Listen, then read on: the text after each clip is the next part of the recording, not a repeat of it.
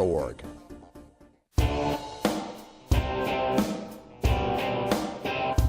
We must wage what I have called total war against public enemy number one. I support a change in law to end federal criminal penalties for possession of up to 1 ounce of marijuana. That marijuana, pot, grass, whatever you want to call it, is probably the most dangerous drug. Some think there won't be room for them in jail. We'll make room. I experimented with marijuana a time or two, and I didn't like it and didn't inhale. And one major responsibility is to encourage people to use less drugs. Entirely legitimate topic for debate. Radical Rant. Welcome back, everyone. 46 after the hour, and today for the rant, we turn to Jacob Sullum, who is writer for Reason.com, and his piece, Busted Over $80 Worth of Pot. College student turns informant, then turns up dead. Last week, North Dakota's Bureau of Criminal Investigation, or BCI, released a report that finds no wrongdoing in the way an anti-drug task force handled a young confidential informant who turned up dead last June. Andrew Sadek, a 20-year-old student at North Dakota State College of Science in Wahpeton, agreed to work as an informant for the Southeast Multi-County Agency Drug Task Force, or SEMCA, after he was arrested for selling pot on campus in 2013.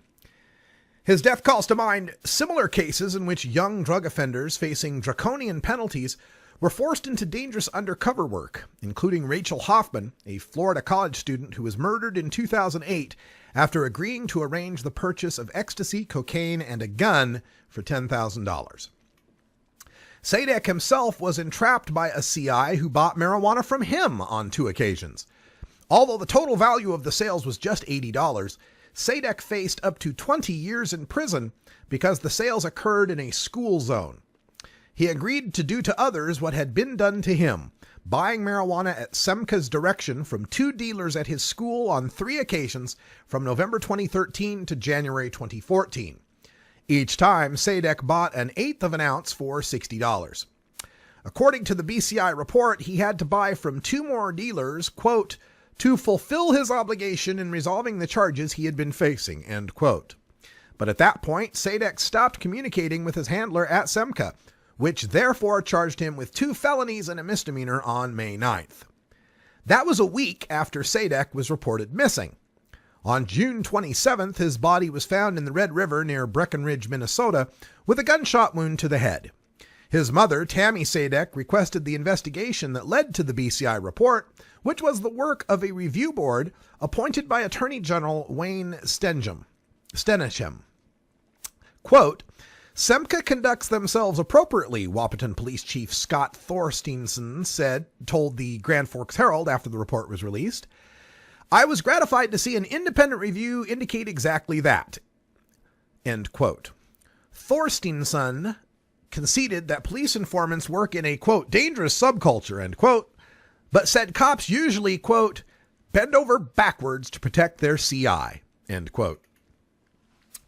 In an interview with KVLY, the NBC station in Fargo, Thorsteinson said Sadek's death is no cause for reflection on the methods used by drug warriors in North Dakota.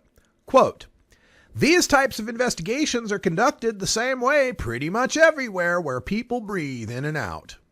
They never did anything wrong that needed to be changed. End quote. Thorsteinson, who acknowledged that Sadek's mother, quote, had to go through a difficult ordeal, end quote, explained that busting drug offenders is a thankless but necessary job. Quote, law enforcement were generally not popular. The sheepdog is not loved by the flock, and they're hated by the wolf, but we do it anyway, end quote. In Thorsteinson's view, the citizens he serves are sheep, while harmless pot dealers like Sadek are wolves. Quote, he was murdered, Tammy Sadek told KFGO, a radio station in Fargo, and this report actually reinforces that in our minds. We know that, and we know they're not even looking at anything. Did somebody he was trying to get for them do it? Or somebody he already got? However Andrew died, Sadek warned, others are at risk. Quote, SEMCA is alive and well on campus, she warned. They're still using kids. They're not protecting these kids, end quote. That's Jacob Sullum's piece at reason.com, and we'll post that link in our chat room if you'd like to leave your comments and thanks to Jacob for reporting on this. This strikes a chord with me, folks, because one of the first stories I ever covered as I began my marijuana reporting career in 2008 was that murder of Rachel Hoffman in Florida, where the, was it Tallahassee police, Tampa police? I can't remember if it was Tallahassee or Tampa, but anyway, the police had set her up as a confidential informant after busting her for selling weed and ecstasy at school. She was quickly discovered to be wearing a wire by the two known violent drug dealers she was set up to sting, and they took her out to a country road and shot her execution style, point blank, just as this young man was shot. So in the 6 years that I've been reporting on this, no change. We still have small town cops staking out their colleges, trying to entrap young people that are merely buying and selling personal amounts of marijuana, people who are of the legal age to vote, people who are of the legal age to go fight and die in one of America's wars. But the cops need to set up these stings to bust these kids.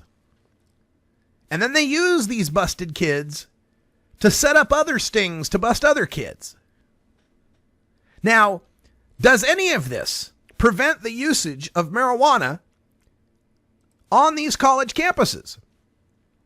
For decades now, we have seen the rate of marijuana use on college campuses to remain fairly high. We have seen in most states the rate of marijuana use stay steady or increase. And in the state of North Dakota, where this action happened,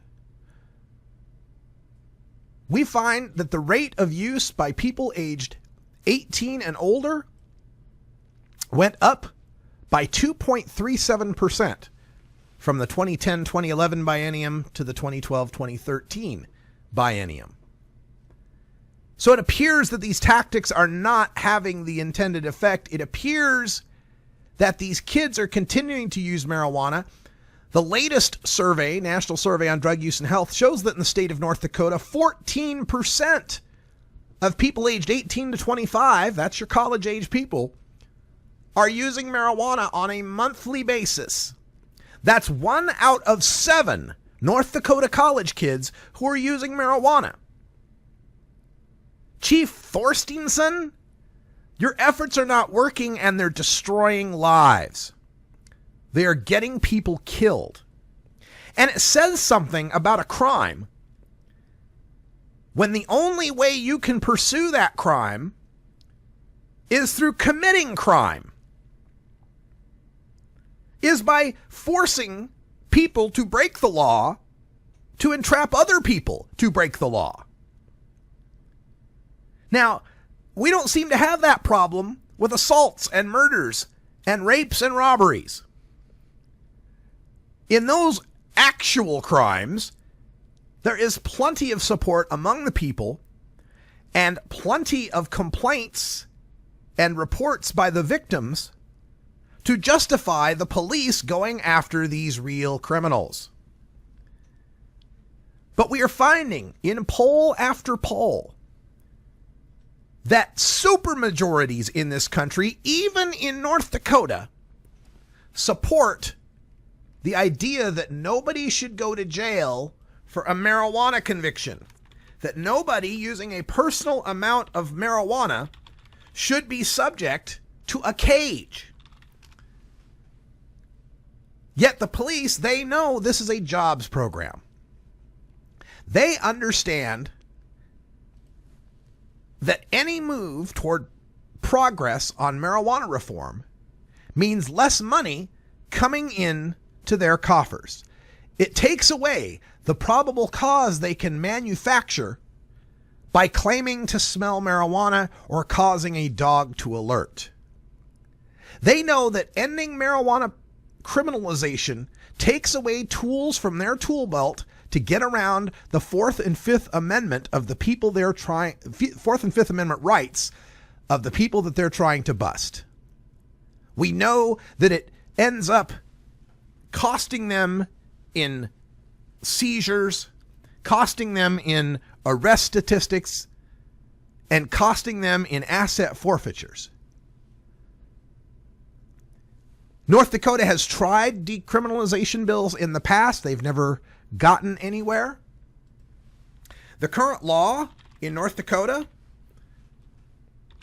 maintains the criminal status of marijuana, maintains misdemeanor penalties for people who break that law, with a possibility, and this is for just a half ounce, folks.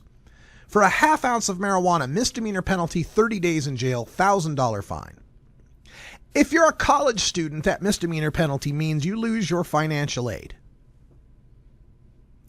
So we're talking about busting kids on this college campus and not only risking their lives by making them confidential informants, but even if everything turns out well for them, losing their college scholarships, losing their financial aid.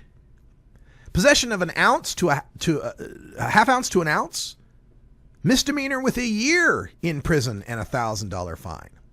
Sale of marijuana, any amount, felony, 10 years, $10,000 fine. So, this young man, this 20-year-old man, died while committing felonies for the police because he was caught committing a felony by another kid who was committing felonies for the police. This abomination must end. Our kids should not be pawns in the drug war. Going undercover, especially dealing with drug dealers who tend to be armed and have the mantra that snitches get stitches, undercover operations should only be pursued by undercover cops, cops with the training and wherewithal to handle themselves in these situations, to recognize danger when it approaches. These cops that continue to use these confidential informants, that continue to use college kids to bust other college kids, are no better than cowards for not setting up the stings and doing it themselves. Haven't they seen 21 Jump Street? Get some of them Johnny Depp 21 Jump Street cops. Stop drafting our kids to do your dirty work for you. This is no place for any college student to be forced to do the work of the cops.